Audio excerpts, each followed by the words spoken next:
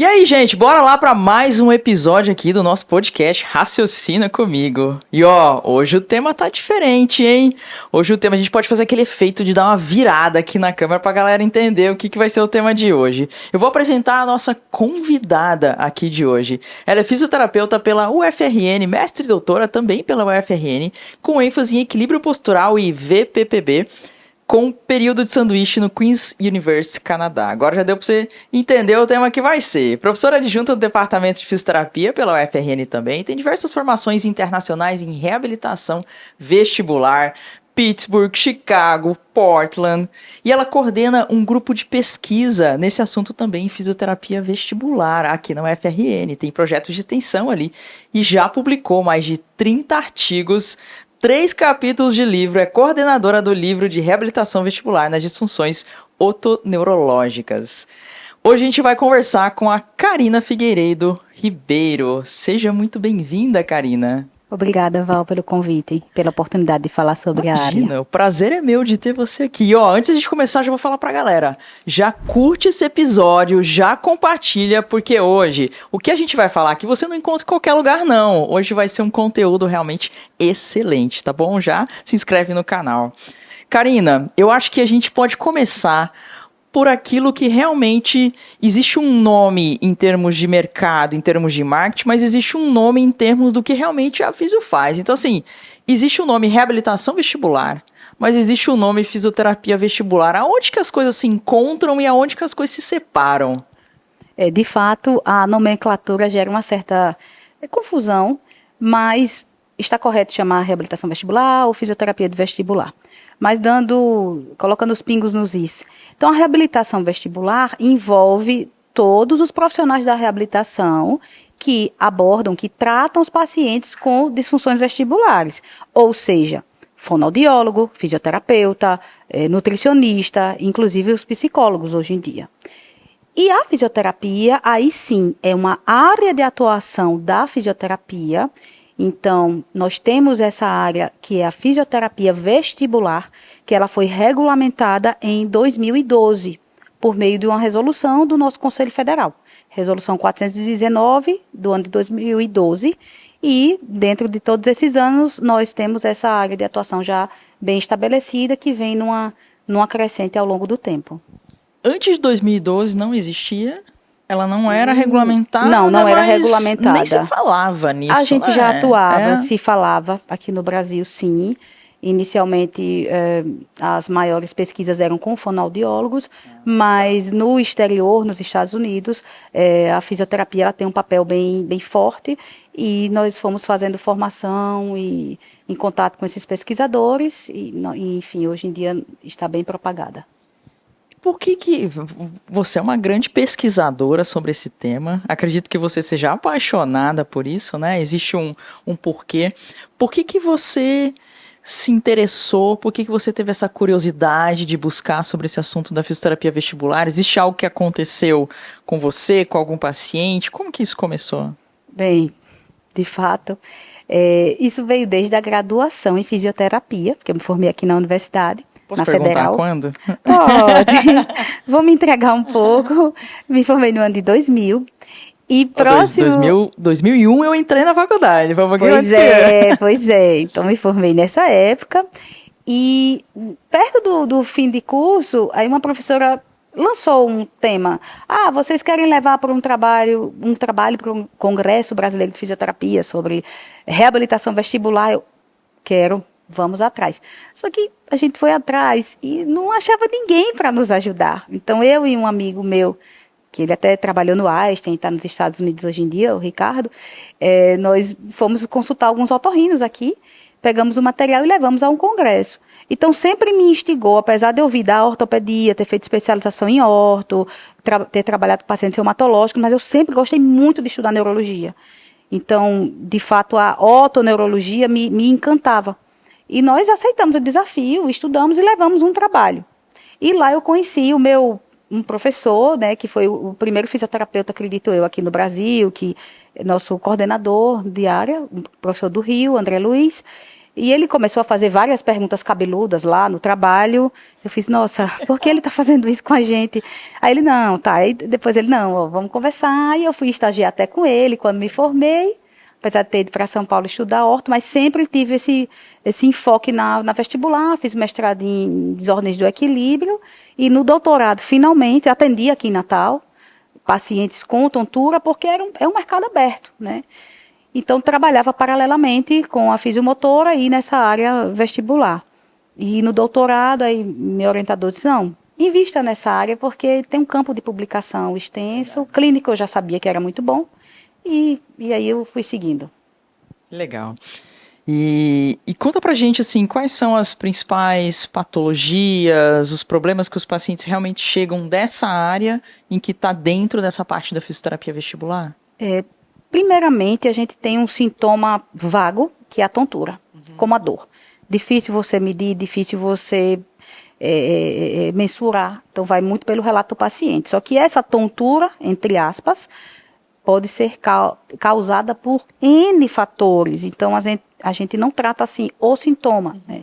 Vê toda essa questão funcional e, no caso, essa tontura, ela pode ter uma origem vestibular, propriamente dita, seja ela no labirinto, que seria periférica, pode ser nas conexões centrais, então, nas vias centrais do processamento desse sistema, porque é um grande sistema, e pode ter outras causas, como a síndrome de desequilíbrio de idoso, um conflito sensorial, então tem até alterações metabólicas, enfim, podem ter várias causas para esses sintomas.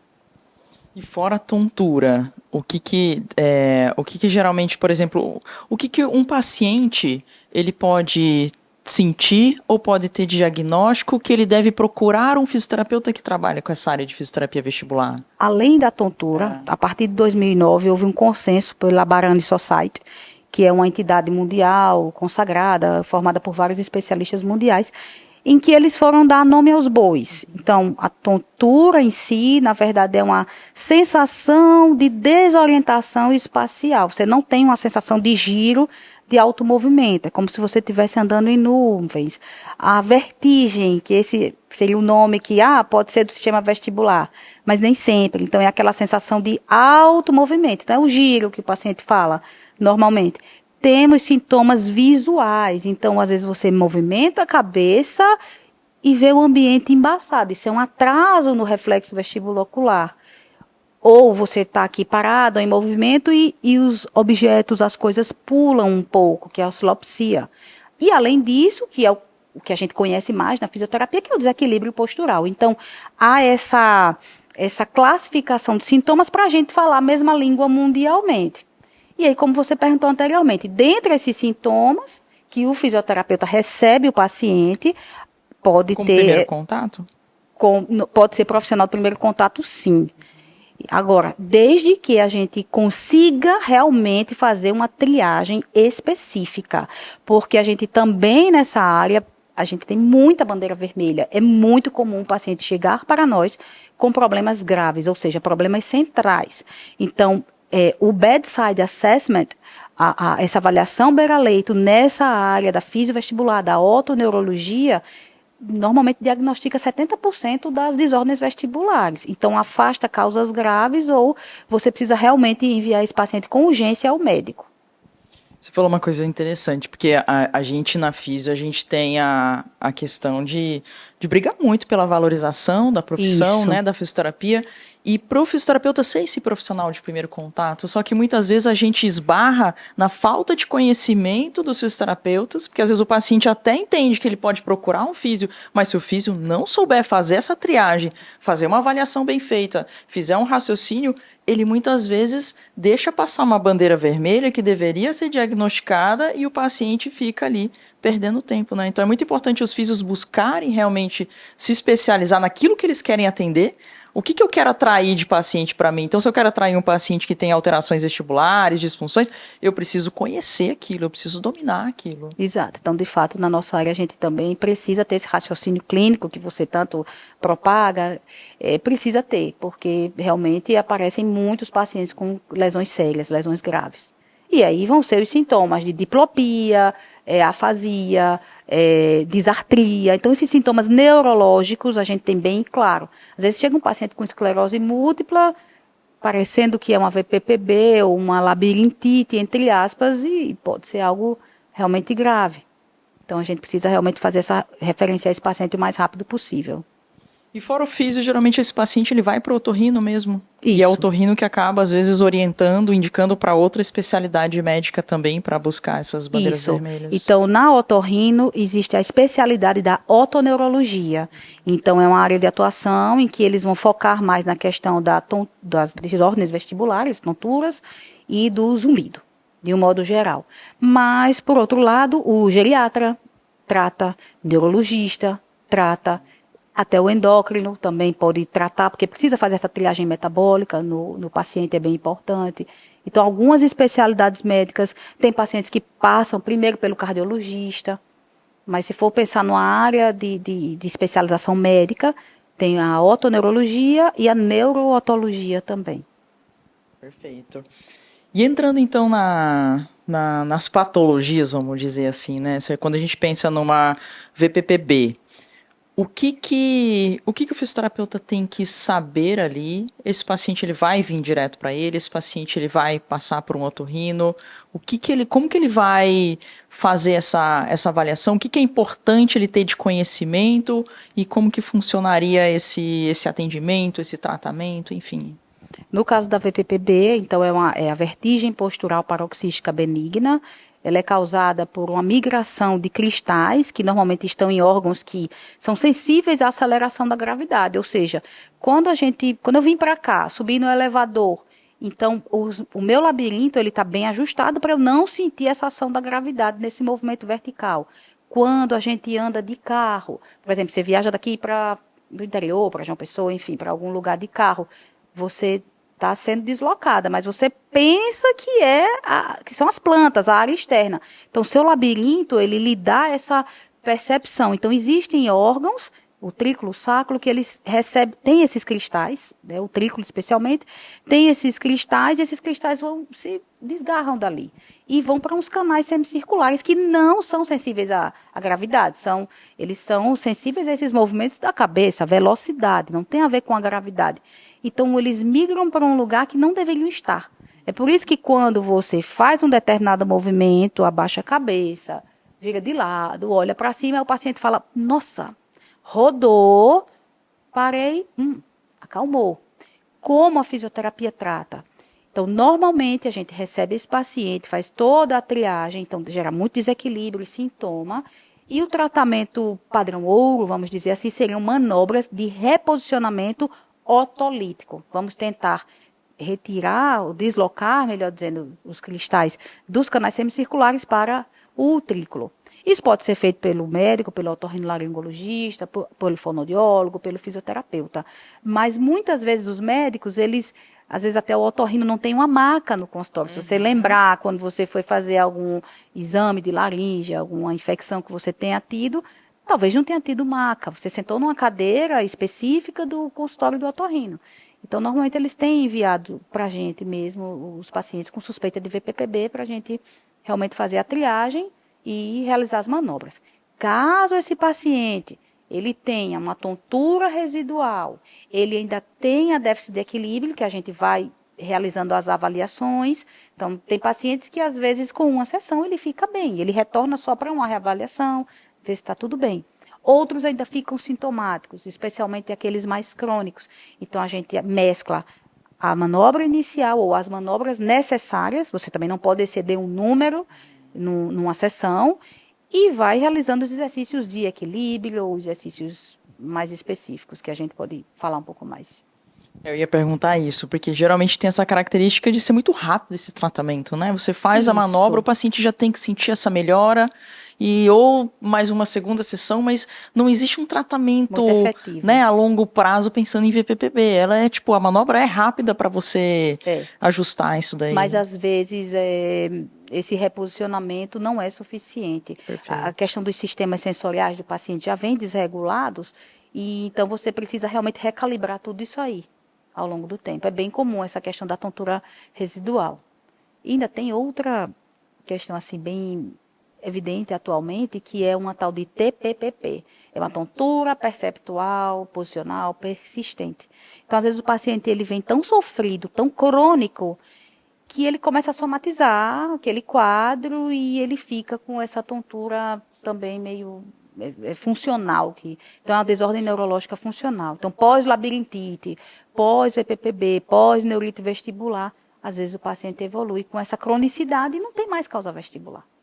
Então, a gente realmente tem uma intervenção específica. Então, aí entra mais na questão cognitivo-comportamental. Então, a gente precisa de ajuda de psicólogo, de psiquiatra. Sim. Então, principalmente após a pandemia. Então, a gente tem uma área de atuação realmente bem ampla. Pensando ainda em VPPB, que você comentou, né? Como que funciona essa questão, mas o que faria com que uma pessoa fosse suscetível a ter essa alteração? Sim. O que influencia tanto nisso? Existem alguns fatores de risco, de fato. Então, metabolismo ósseo, então pacientes osteopênicos, osteoporóticos, às vezes tensão cervical exagerada pode desencadear traumas, então concussões, né, ou seja, traumas cranianos moderados, leves, o TCE leve, que é a concussão, pode ter essa repercussão. Pacientes que passam muito tempo em UTI, pacientes que ficam muito acamados, pode ter esse desequilíbrio nessa homeostase dos cristais labirínticos.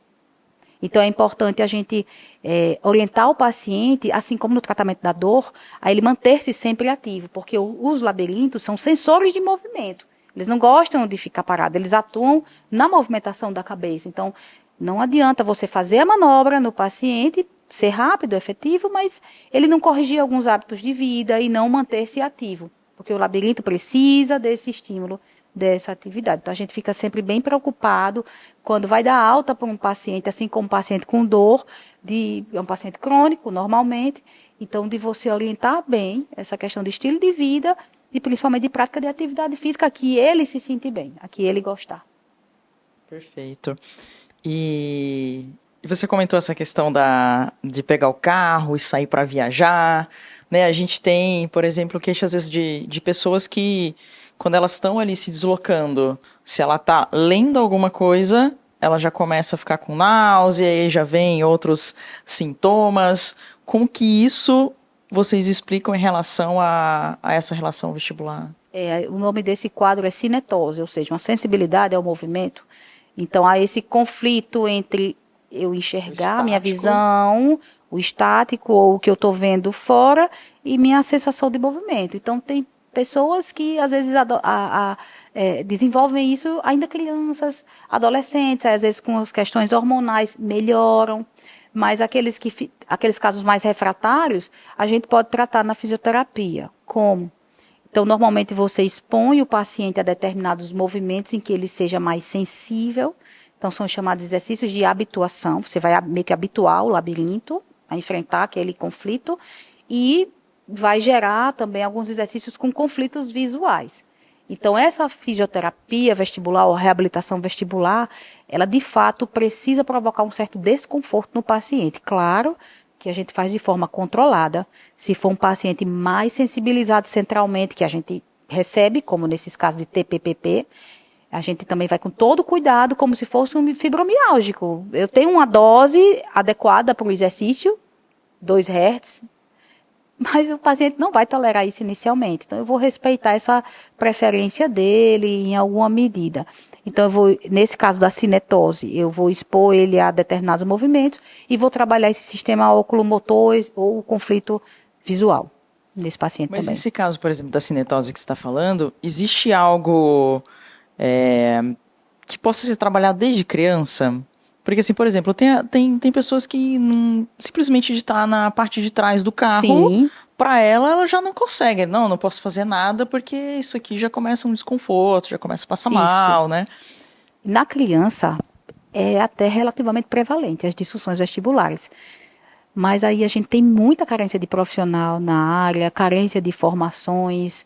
Então, de fato, é uma área que, às vezes, os médicos têm dificuldade a quem encaminhar esse paciente, de fato. Eu não sei se os pais procuram, porque às vezes acham normal aquilo, não?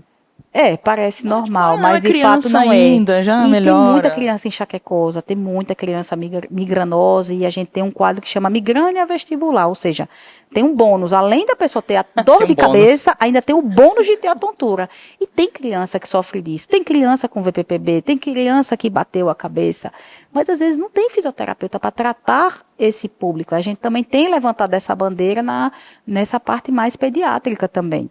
Então, esses exercícios podem ser feitos com crianças, colocar a criança em bola, em bases instáveis e de uma forma mais lúdica, né? Mais lúdica possível, mas pode sim. Você ter essa Vou te atuação. fazer uma pergunta que eu não sei se você já leu alguma coisa sobre isso, mas me veio a curiosidade agora. Existe alguma relação da cinetose com TDAH? Não, nunca li. Não vou me arriscar, nem me Sacanagem, aventurar né? a responder. Fiquei Não, pensando não, agora. não sei qual plausibilidade, não. Ai, ai. Não li, não vi. Podemos fazer essa pergunta de pesquisa, mas eu não. Vale a curiosidade, Não, hein? confesso que. Que a cada dia a gente vai ter mais crianças diagnosticadas com TDAH. Agora é um tema que Sim. os pais estão procurando mais, né? Sim, Pra as realmente avaliações ir atrás, neuropsicológicas, né, estão sendo mais solicitadas. E, de fato, é um problema real, né? Mas eu confesso que não Sim, tenho sim. uma resposta para alguma desordem ou sintoma vestibular com TDAH, não. Não, mas pensando nessa questão da criança mesmo. Eu lembro muito, quando eu era criança, meus pais moravam no Paraná na época, e eu sou mineiro, nasci em Minas. E aí dava 12 horas de viagem até lá. Então, assim, meu pai na época tinha uma Brasília, e aí, sabe aquela viagem de vidro aberto, e daquela barulheira e tal? E eu sempre ali Muitos no... estímulos. Muito. Muitos estímulos sensoriais, muitas entradas. E eu ali no banco de trás, eu passava muito Nossa. mal. Eu passava muito mal. Nossa. Então, assim, era sempre uma tentativa de buscar algo que chamasse a minha atenção Sim. para que eu não ficasse ali sempre me torturando com aquele sintoma, Sim. né? Lógico que dormir é uma das melhores coisas, que quando dormia realmente conseguia desligar um pouquinho. Mas entrava sempre, eu não sei nem se existe alguma plausibilidade, tipo assim, um house preto, pra vir algo muito forte. Sim. E, Você pô, jogava o paladar, jogava Exato. o olfato, jogava Aí outros... tinha que ser forte, tinha que ser preto, outro porque senão sistema, era gostosinho. Né? Isso, tem que ser Tinha que ser forte. desconfortável, que é o Vai ser que você desconfortável falou. para tirar o foco, lhe distrair. Exatamente. Porque a gente tem os sentidos clássicos, então você utilizava dos clássicos, e a gente tem esses especiais que entram nessa pegada somatosensorial, da fisioterapia, né? Então... E aí você falou das questões de tratamento, né? Então, envolvem tudo isso daí. Você vai dar estímulos para tentar, como se fosse treinar esse sistema. Isso, treinar o sistema como um todo. Porque assim como no ombro, que é um complexo, não é uma glenomeral, especialmente, como você e a professora Germana conversaram muito bem aqui, a gente tem um sistema vestibular. Por isso que a gente fala tanto, bate na tecla. É uma lesão periférica, é uma desordem central, é mista, de onde que está vindo? Então, eu tenho a parte periférica do sistema, que seriam esses órgãos sensoriais, a visão, a parte somatosensorial, a musculatura, e o vestíbulo. A gente tem a parte do processamento central, que os núcleos vestibulares vão estar lá na ponte, vão estar lá no tronco encefálico, e se conectam com o cerebelo, por isso que tem déficit de equilíbrio, às vezes muito grave, com o cerebelo, com os olhos, por isso que a pessoa reclama de, nossa, visão turva, visão borrada, ou um paciente neurológico, como você bem conhece, pode ter um nistagmo, pode ter um atraso no olho. Então, na parte vestibular, da fisiovestibular, a gente estuda muito a alteração oculomotora também. Então, entra um pouco desse tópico da oftálmica, porque o meu paciente enxaquecoso, meu paciente central, pós-concussão ou neurológico clássico, ele tem alteração oculomotora. Então, isso é como se fosse os olhos são as janelas dos pacientes. Então, a janela do sistema vestibular são os olhos. Então, a gente tem toda essa integração e, para o final, eu tenho uma resposta motora adequada, seja pela estabilização do olho, o reflexo vestíbulo espinhal, o do olho é o vestíbulo ocular, seja o reflexo vestíbulo espinhal, seja o reflexo entre a parte vestibular e o pescoço, o vestíbulo cólico.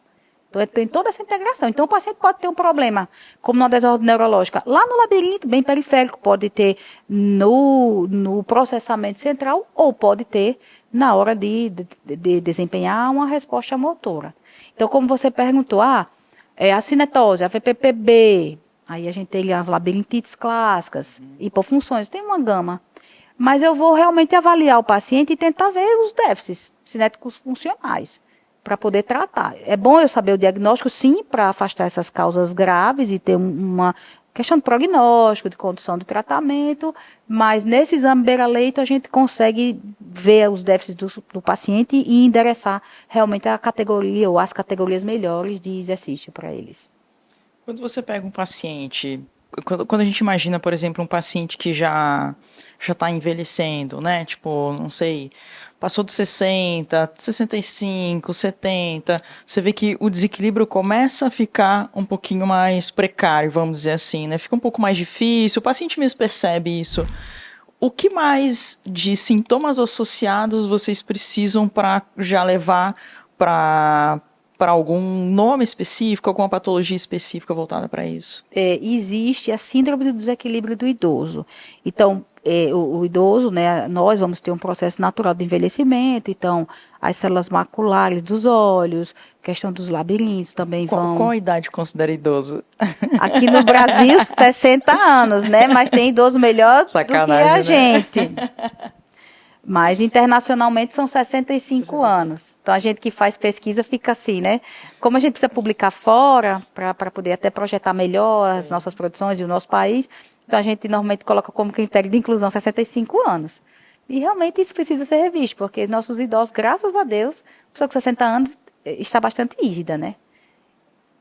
E aí, como que vocês avaliam esse paciente para incluir nisso daí? Como você ia dizendo, né? Então, a pessoa pode, o idoso, ter um problema vestibular, sim, uma desordem, mas quando não é classificado com uma desordem, não se tem essa disfunção, vamos dizer assim, no labirinto ou no vestíbulo, então ele fica classificado, existem critérios diagnósticos como uma grande falha dos sistemas sensoriais. Então, falha muscular, falha proprioceptiva, junto com a sarcopenia, a falha visual, a falha do labirinto. Então, aí a gente vai tratando todos os sistemas e o tratamento é mais pautado em exercícios de equilíbrio, mas com conflito sensorial. Por exemplo, um paciente com alteração vestibular, ou esse idoso, eu vou ter que avaliar, ele está mais dependendo da musculatura, da visão, ou ele fica muito perturbado com os movimentos da cabeça, então eu vou fechando os olhos, vou juntando a base, vou movimentando o tronco, então eu vou avaliar, dentro desse contexto geral, qual sistema eu devo desafiar nesse idoso, por exemplo, naquele momento. Então eu preciso fazer essa integração sensorial. Então não é aquela fisioterapia só, junta os pés, coloca numa espuma, sobe num balancinho ou sobe numa cama elástica. Por quê? Qual sistema eu quero desafiar? Qual sistema sensorial ou somatosensorial? Qual sistema eu quero desafiar naquele momento em que eu vou prescrever aquela modalidade de exercício? Quando você falou, por exemplo, esse paciente ele pode ter uma alteração, um déficit muscular, você está falando de algo unilateral ou bilateral? Em que sentido? Nesse paciente com algum desequilíbrio... Sim, bilateral. Normalmente bilateral. Pode ser unilateral por alguma osteoartrite de joelho, uma sequela pós-AVC. Coisa mais específica. Enfim, mas pode ser unilateral, normalmente a gente vai trabalhando bilateral. E algo muito importante quando se trata de idoso, esse idoso que vem para a reabilitação, seja por disfunção vestibular, seja por síndrome do desequilíbrio geral, queda, prevenção de quedas, orientações, passar questionários para ver se a percepção dele, o medo de cair. Então, isso atrapalha muito o tratamento. E, de fato, ele, às vezes, é um idoso já caidor, um idoso sofrido. Então, a gente precisa entender que realmente ele vai tentar se proteger. Então, essa questão das quedas a gente nunca vai poder esquecer. Vai ter que trabalhar bastante nesse sentido também. Perfeito. E as alterações visuais é questão de alguma patologia específica, algo assim, ou não? Não necessariamente, porque, por exemplo, a gente tem o segundo par craniano, que é o nervo óptico.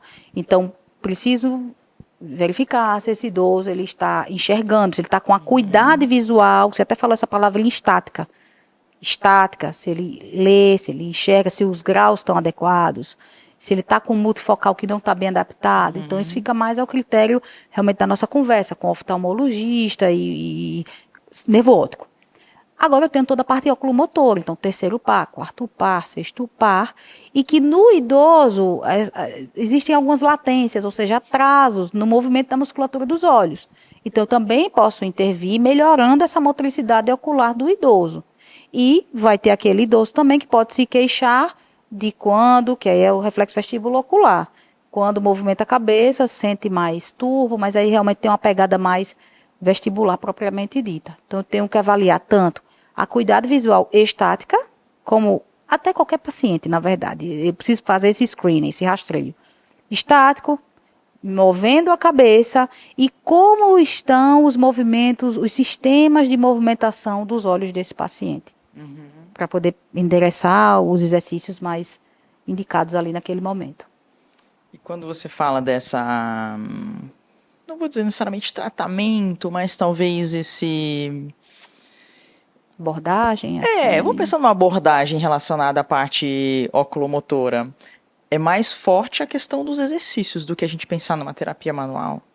Mais forte a questão Né? dos Em termos de exercícios. evidência mesmo. Isso, exercícios ativos, musculatura, ela precisa se reprogramar, precisa ser, né, a questão da fadiga, da musculatura, então, exercícios ativos, sim.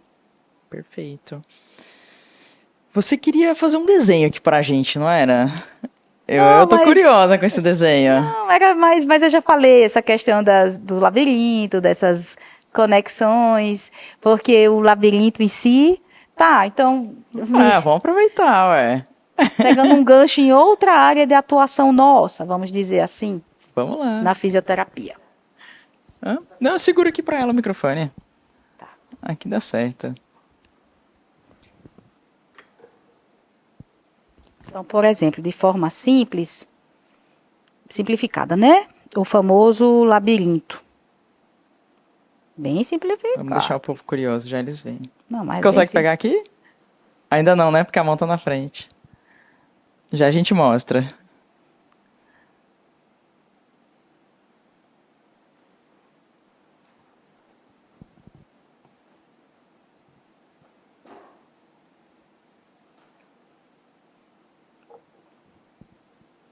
Ó, se você tá curioso pra ver esse desenho aqui, essa Não, aula... é que eu já tô indo para outros... Já curte esse episódio, já pega esse compartilhar, já manda aí pra quem você acha que precisa entender sobre fisioterapia vestibular.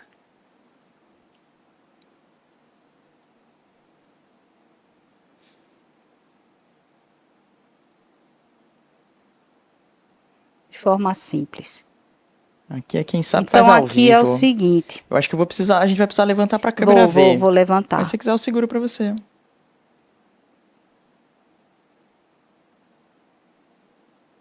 Então, assim, de um modo geral, pensando na parte vestibular.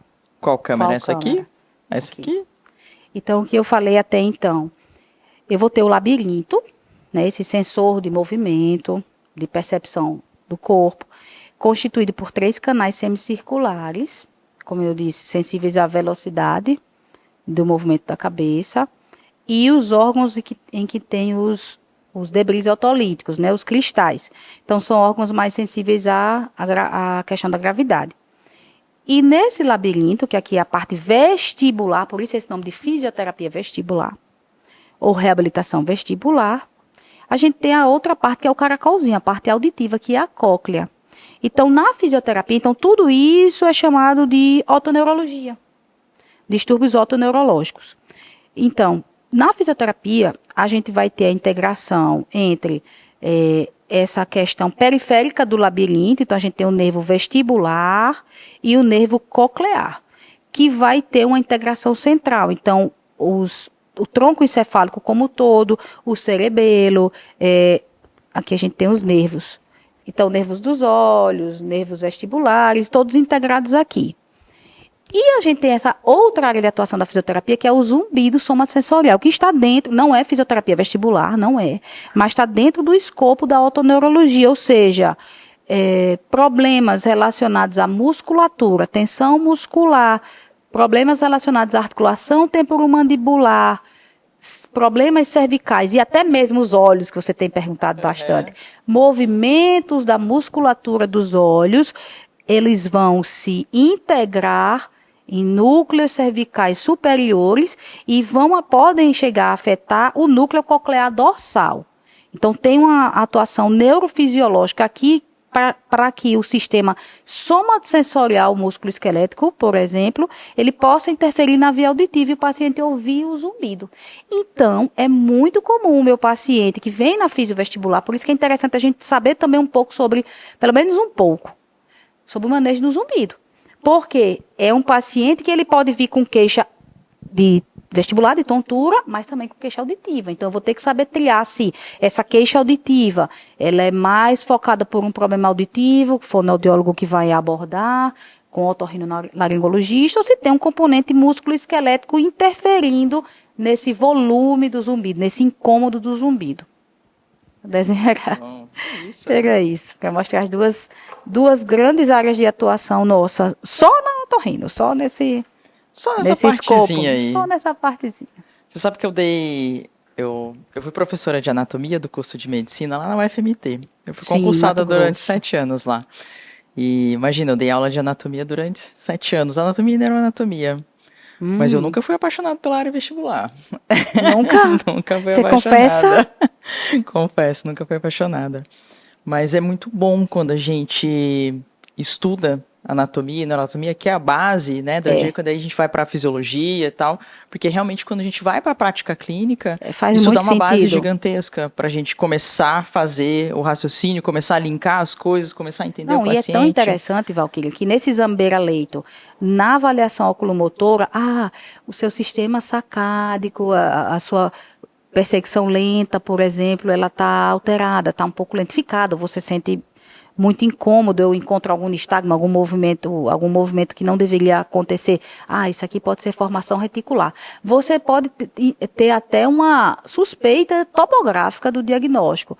Movimento rápido dos olhos, sacádicos, pode ser mesencéfalo, dependendo do tipo de sacada. É muito interessante. Aí é aquilo, é como uma professora minha nos Estados Unidos, minha porque eu fiz curso com ela e faço pesquisa com ela, mas ela teve agora recente nesse evento do Rio, Susan Whitney, nossa queen nessa área. Aí ela fala assim, quanto mais você sabe, parece que não sabe, você precisa estudar mais, porque é muito aprofundado, de fato. Mas é muito isso, né? Quanto mais você sabe de uma área, mais você descobre que não sabe, porque tem muita coisa naquela área. Que não sabe, exatamente. Para pegar o gancho aqui, você é uma grande expert nessa área, e você me mandou o seu livro, que eu não lembro nem aqui quantas páginas tem, que é um livro gigante. 226 páginas. 226 páginas um e-book. Só falando sobre isso. E mais pautado para a reabilitação e com enfoque, um viés maior na fisioterapia. E o detalhe, você me mandou e escreveu uma frase ali, que você falou assim, esse livro é gratuito. Não foi? Isso. É mais assim, pela questão da missão, né? Tipo, você transmitir o conhecimento, eu realmente sou paga para isso, eu me esforcei muito para chegar até aqui, então foi uma trajetória difícil, longa para conseguir, então assim, é uma missão, é preciso passar esse conhecimento, que as pessoas tenham acesso, divulgar nosso trabalho e principalmente que as pessoas tenham acesso a esse conhecimento, divulgar nossa área também. Então foi um projeto inicialmente bem, vamos dizer, bem principiante, porque era mais um manual técnico para orientar os nossos alunos no atendimento de extensão, para a gente fixar melhor os protocolos, porque todas as turmas a gente vai treinando, vai passando, então começou assim pequeno. Mas com o tempo foi ganhando corpo, então uma amiga minha, parceira, pesquisadora também, uma otorrineurologista, Lidiane Ferreira, eu chamei ela para me ajudar nesse projeto, porque eu disse, falar de fisioterapia, mas não falar das desordens, dos exames comigo, e a parte clínica é fundamental a gente saber também. Então ela veio a somar, aí uma ex-aluna minha de mestrado, Hildina, ela foi quem realmente teve a ideia e se esforçou para a gente iniciar. Então a gente foi começando a colocar conteúdo e foi tornando grande.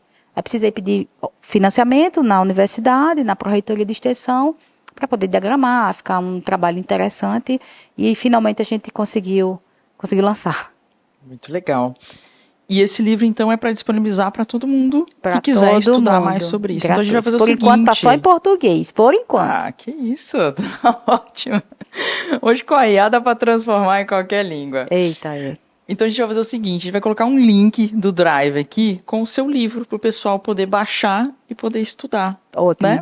Que eu acho que esse é o teu objetivo, você quer divulgar esse conhecimento para que mais pessoas tenham acesso a isso, já que você teve tanto trabalho já para fazer, que outras pessoas possam essas estudar escalas sobre de isso. avaliação, você perguntou sobre o paciente geriátrico, tem lá o que está agora sim, o que está validado aqui no país, de fato. Então tem essa questão vestibular, mas o idoso tá lá, né? Ele permeia por várias áreas. Então tem muitas escalas de risco de queda, sobre quedas, mas assim pontos de corte, coisas mais específicas. Então tem tanto o exame físico, mas todo o arsenal validado dos PRONs, da percepção do paciente, os questionários, também vão estar lá disponibilizados. Além dessas manobras para canal lateral, para canal posterior, e os exercícios de fisioterapia, todos ilustrados, tudo com foto, tudo bem didático. Legal, parabéns. O próximo passo vai ser colocar um QR Code com um vídeo. Tá bom. Não, mas é legal.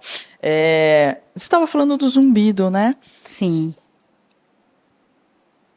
Hoje em dia, eu acho que o zumbido já é um pouco mais comum do paciente chegar para físio e buscar algum tipo de tratamento. Com certeza ele já ouviu em algum lugar que tem alguma relação com a TM, tem alguma relação com a cervical. Isso, já ouvi em algum lugar. Como que tá isso hoje para o fisioterapeuta no tratamento do zumbido? Isso.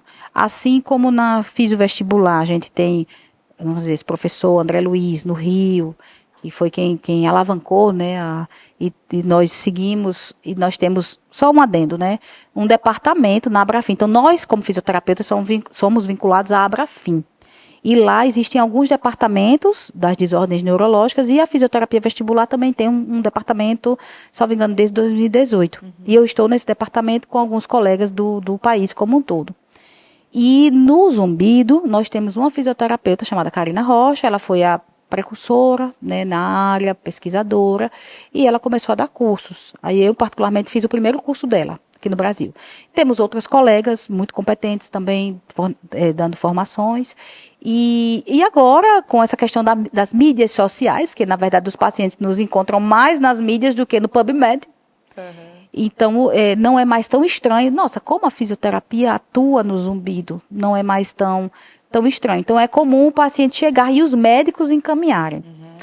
O fonoaudiólogo encaminhar para a gente, porque está bem claro. Então, a gente tem o zumbido clássico auditivo, mas depois da pandemia, problemas psicossomáticos, ansiedade, estresse, mais tensão muscular. Então, tudo isso gera um impacto na via somatosensorial que repercute na via auditiva. E o paciente fica ouvindo.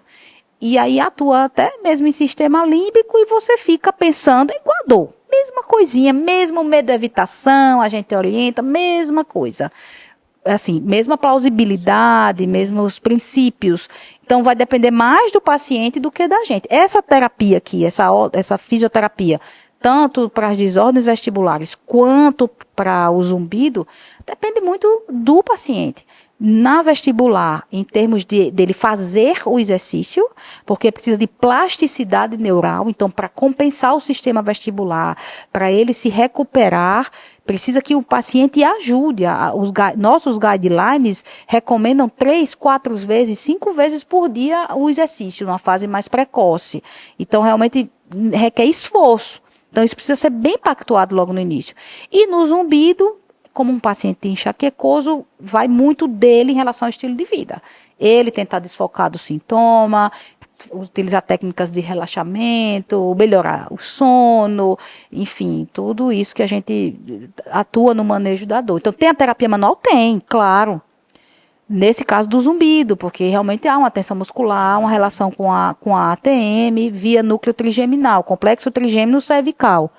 Mas se o paciente não se manejar, é aquela coisa, tem um resultado aqui, mas daqui uma semana ele está sentindo, tem o sintoma novamente. Então, é interessante essa área, porque mesmo o paciente com um déficit auditivo, um zumbido que tem, assim, está bem marcado a parte auditiva, mas ele pode ter o sistema somatosensorial, essas tensões musculares, disfunções de temporomandibular, aumentando essa intensidade desse zumbido, piorando o problema.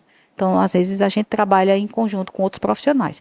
Por outro lado, esse paciente pode chegar no acesso direto ao físio, mas a gente precisa fazer uma avaliação. Existem critérios diagnósticos só para o zumbido somatosensorial. Então, a gente faz a avaliação e pode ser que esse paciente não seja meu. Eu encaminho para um psicólogo, encaminho para o fono. No zumbido, realmente precisa passar no otorrinolaringologista para fazer a triagem auditiva. Exato. Então, enfim. Ele tem que fazer audiometria. Tem que fazer audiometria, sim. É muito importante.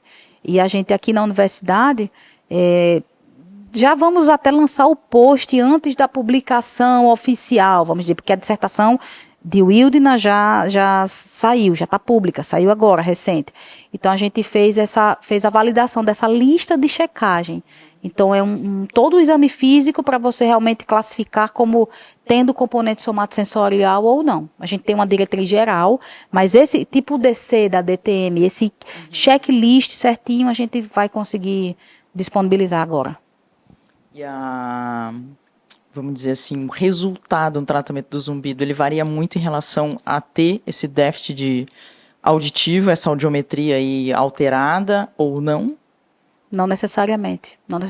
Mesmo tendo uma lesão auditiva mais grave, mas não necessariamente vai, para nós da fisioterapia, não muda. É claro, ele precisa estar compensado, ele precisa usar o aparelho auditivo, que tem esse mito, tem a questão, como se fosse um sintoma fantasma, inclusive até o déficit auditivo, ele pode gerar quadros demenciais, tem se visto isso, então é importante, até pela socialização do indivíduo, ele estar ouvindo bem. Eu até respondi não e sim, porque ele precisa estar compensado, a audição vai repercutir em outras esferas. Então é importante a gente ter esse conhecimento, fazer o encaminhamento necessário, sim. Porque ele normalmente não deveria passar tanto tempo com um fisioterapeuta, esse paciente. Mas o acompanhamento da questão auditiva, que seria um zumbido misto, ele precisa estar realmente realizando. E qual o tempo de tratamento de um zumbido? Ele varia muito? Varia. O paciente ele pode ser rápido, pode ser muito demorado? Pode, porque depende da cronicidade do sintoma, depende esses outros sintomas psicossomáticos envolvidos. Tem muito paciente enxaquecoso, tem muito paciente com cefaleia e zumbido associado. Então, depende até dessa comorbidade que esse paciente tenha. Então, essa área crânio-cervical com a área vestibular, elas andam juntas, não é a mesma coisa. Um é plasticidade, como a gente conversou, é neuronal. E o outro tem essa questão mesmo assim, crânio-cervical, de cabeça e pescoço. A gente tem que ter cuidado, porque às vezes há uma mescla muito grande. Parece... às vezes o paciente vem num combo, mas os tratamentos são diferentes, as plausibilidades são diferentes. Mas, de fato, é um paciente, esse do zumbido, que vem com disfunção temporomandibular, cefaleia, às vezes, eventualmente, tontura, e o sintoma do zumbido. Então, eu costumo falar mesmo que o paciente, às vezes, ele vem com um combo de McDonald's ali, né? Porque até você entender, peraí, o que eu vou começar por onde eu começo? Aqui? Exatamente. Karina, o que mais você gostaria de falar para o pessoal dessa área? Bem, em princípio, nós, na fisioterapia, tratávamos os pacientes como se não tivessem cabeça. Era como se fossem pacientes do pescoço para baixo. Sim. E, graças a Deus, ao longo dos anos, isso tem mudado. Então, a gente tem realmente um campo de atuação enorme só nessa área da cabeça e do pescoço, da fisioterapia. Então, tanto nas cefaleias, tanto no zumbido somatosensorial, tanto nas disfunções temporomandibulares, tanto nas tonturas e quanto na parte da fisiooftalmica. A gente falou alguns tópicos, mas existe uma área de atuação também da fisioterapia oftálmica. Cervicalgias, então assim, tem uma área de atuação muito grande. E é importante também o fisioterapeuta, mesmo que ele não vá atender diretamente com essa área, não, meu consultório não vai ser só de cabeça e pescoço, mas ele ter noção, ele saber os princípios até para encaminhar para um colega, porque às vezes ele não vai dar conta sozinho, né, realmente. Então, é importante que a gente lembre que os pacientes têm cabeça também. A gente tem os pares cranianos todos e a gente achava que a fisio só atuava no 7º par, mas não é bem assim. A gente atua em vários pares cranianos, dentro dessas especialidades que eu mencionei agora há pouco. Concordo, eu acho muito importante isso. O próprio fisioterapeuta, por exemplo, quando ele quer se intitular, por exemplo, às vezes especialista, sei lá, em ombro. Mas ele não pode saber só de ombro. Não. Ele tem que saber de muitas outras coisas, assim Isso. como o próprio fisioterapeuta que trabalha com ATM, né, ou DTM.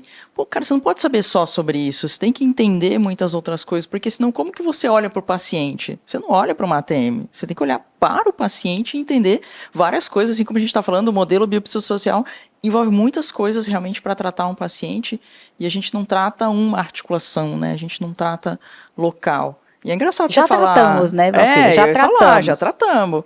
Eu não nocebei sei... muita gente, assim, sem querer, mas enfim. Então, mas eu Era não... a nossa cultura. Exato, mas até que ponto essa cultura, ela não veio dos planos de saúde antigamente? Sim. Porque você pegava uma guia de ombro, uma guia de cotovelo. Você não podia olhar para o outro ombro do paciente. Cara, a guia é só desse ombro aqui. Se o paciente quiser tratar o joelho, ele tem que pegar outra guia de joelho. Então, não sei até que ponto, porque antes era tão famoso os planos de saúde, né? A gente fazia realmente físio no plano e criou uma cultura de você tratar uma região só. E hoje não, a gente consegue realmente olhar para o paciente, né? É muito diferente isso. É muito diferente, exato. E eu achei engraçado você falar que cabeça e pescoço era esquecido. Eu nunca tive essa visão, não, de cabeça e pescoço ser esquecido. Você pensar em fisioterapia era joelho Sim. e coluna, ombro eventualmente, mas cabeça, esses sintomas. É que a ATM é mais famosinha, né? É mais Se for pegar famosinha. dentro aí do que você tá falando, de cabeça Isso. e pescoço. Mas ainda bem que essa área de tontura já tem sido mais difundida, mas verdade. tem outras áreas que a gente precisa explorar e precisa, na verdade, se apropriar. E hoje, como a gente fala muito de neurociência, Sim. e no tratamento de dor crônica a gente fala muito de cérebro, não existe mais essa separação. Pois é. Eu me achava meio maluca no início. Eu estava dentro da escola paulista, cheguei para ortopedia bem empolgada, tinha saído da vestibular com meu professor lá no Rio, do estágio, mas eu acho que eu sou meio maluca. Por que eu gosto tanto de estudar neurologia se eu não vou atender diretamente pacientes neurológicos? Ao longo dos anos eu fui vendo que ainda bem que eu era meio maluca e estudava neurologia, gostava de neuroanatomia, porque agora o fisioterapeuta que trata a dor, que trata a ortopedia, ele tem que saber neurologia. A base é neurológica, então está tudo muito relacionado. Na vestibular não, isso foi fácil, por isso que eu me encontrei. Você perguntou, o que te desafiou? Não, me encontrei aqui, porque eu consigo trabalhar a questão motora, que foi minha base, mas raciocinar em cima da neurologia. Então foi, assim, é uma área encantadora, de fato. Com certeza.